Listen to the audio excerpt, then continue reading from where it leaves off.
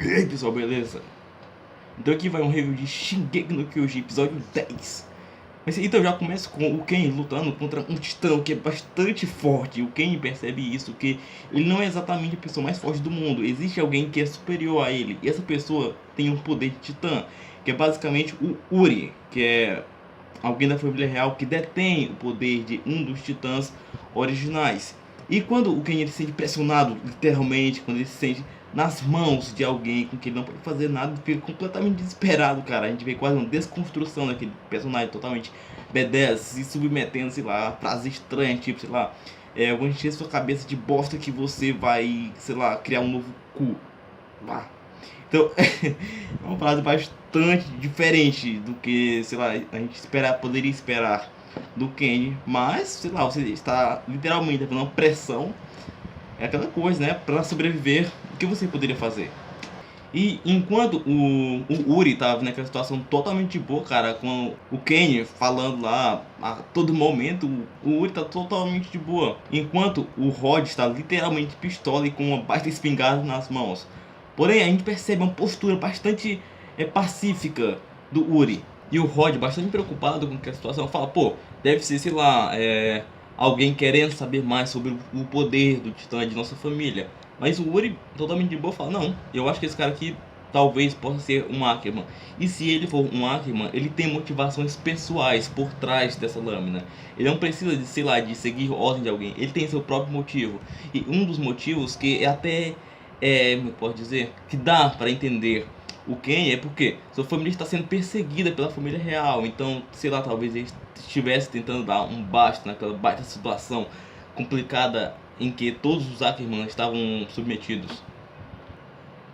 Mano, pra gente ver como o Ken ele é malandro, velho. Mesmo ele estando numa situação completamente complicada, ele ainda consegue puxar uma faca, mano, e acertar o Uri. Porém, o Uri, velho, super de boa, cara. A gente nunca vê uma alteração na expressão facial dele.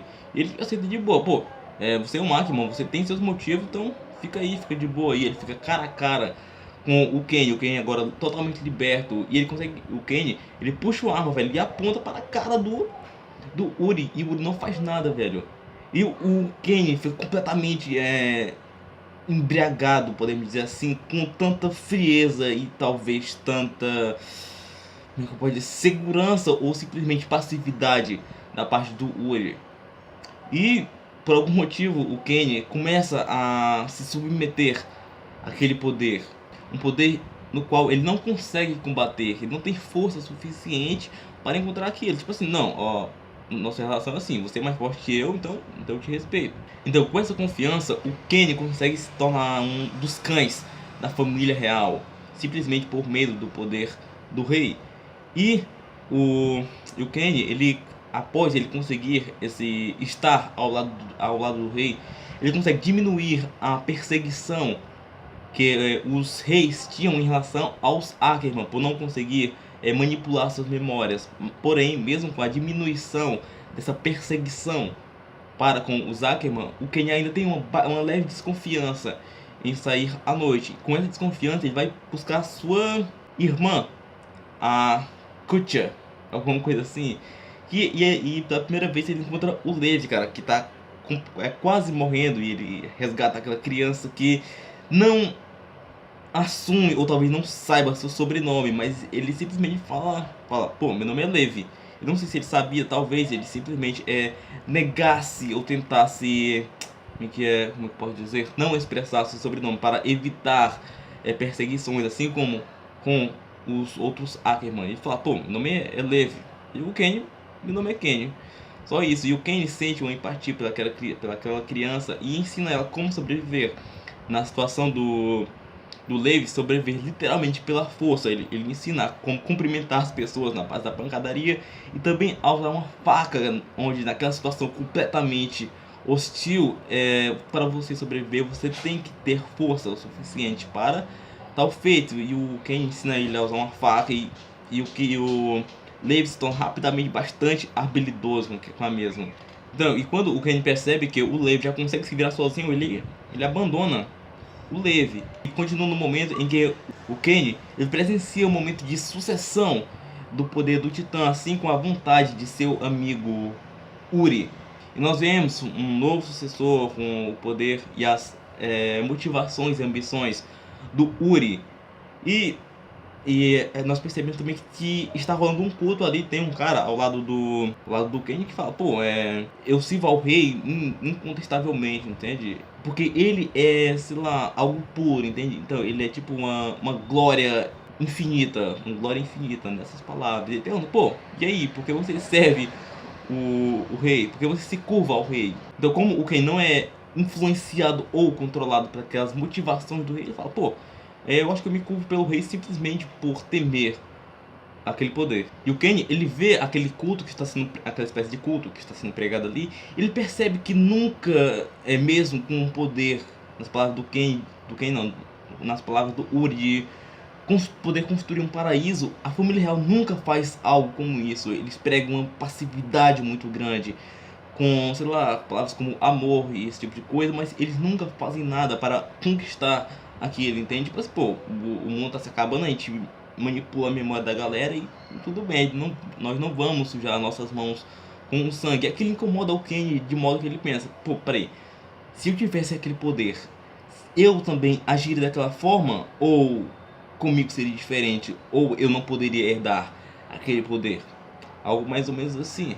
Mas ele percebe que ele provavelmente nunca poderia ver o mundo da forma como o Uri via.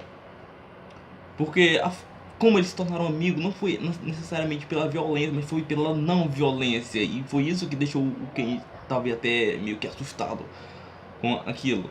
E continua para a situação atual, onde o Levi encontrou com o Kenny. E o Kenny está com um pequeno soro de titã ali. Mas ele fala: pô, mesmo ele sabendo que está morrendo, ele se recusa a usar aquilo, porque ele teme se transformar em algo como o Rod se transformou. Ele simplesmente entrega para o Levi. O Levi pergunta o que o Kenny era de sua irmã. Talvez será se o Levi pensava que o Kenny era pai dele.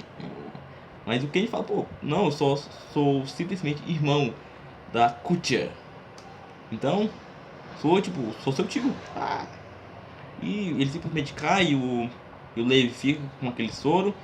E nós vemos o momento da coroação real, onde a galera está comemorando a coroação da história, porque eles viram aquele momento em que a história aplica aquele golpe no Titã do Rod. E a gente entende o porquê. E a gente entende o plano dela, que no momento em que ela desse o golpe final, as pessoas veriam ela como uma rainha que se importa com a população, que faz algo a favor da humanidade. Tem a galera da tropa de exploração lá que tá indo com ela, pai. Ela fala: pô, peraí, bora fazer aqui um teste. Então, eu sou rainha, então se eu fizer algo contra alguém, pô, ninguém vai poder mexer comigo, porque eu sou a rainha. E, mano, ela dá um soco logo em quem? Logo no Levi, velho. E ela fala: pô, eu sou rainha, tipo, não mexe comigo. Mas o Levi simplesmente sorri e tal. E, cara, esse momento é muito da hora, velho. E, cara, é muito da hora esse momento, mano. Depois nós vemos algo bem diferente. Nós vemos o Titã encoraçado, velho, completamente estilhaçado no chão. E aí, se a gente observar a face dele, ele está com marcas de projéteis. E a gente entende o que foi isso. É mostrado também o Titã Bestial. Ou seja, o carinha lá do Titã Bestial, ele fala: pô, eu venci. Então a gente entende que houve uma luta entre o Titã Bestial e o Titã Encouraçado, onde o Titã Bestial saiu vencedor. E a gente até entende porque o Titã Bestial tem uma boa vantagem em relação à distância. Coisa que o Encouraçado, o ponto forte dele é o embate a curta distância. Então o Bestial tinha essa vantagem. Mas a gente não entende o porquê exatamente dessa treta entre os dois. Talvez seja simplesmente como uma espécie de... Como o episódio citou basicamente sobre conquistar o respeito pela força, assim digamos. Talvez o carinha do Titã Bestial, quando venceu, submetendo o Rainer e o Berthold a seguir suas ordens e também seguir suas prioridades. Então é isso, cara. Essa review teve falas bastante complicadas. Eu tava na dúvida se eu gravava ou não. Mas então tá isso. Se você gostou, curte aí. comenta. Se você não é inscrito, se inscreve aí. Então é isso, meu nome é Dailson e nos vemos no próximo vídeo. Falou.